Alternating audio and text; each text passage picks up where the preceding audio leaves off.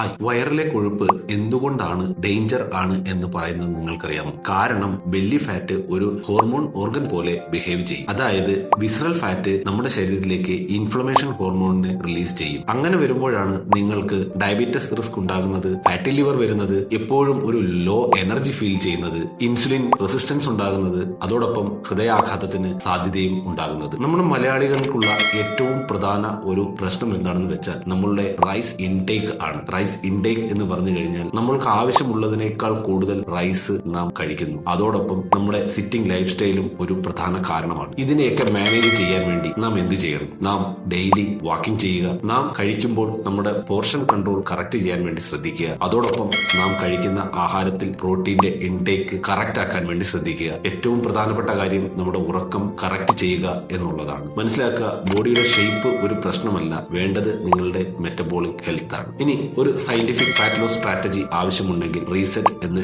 DM ചെയ്യുക. അതോടൊപ്പം ഈ ചാനൽ ഫോളോ ചെയ്യാൻ മറക്കരുത്. താങ്ക്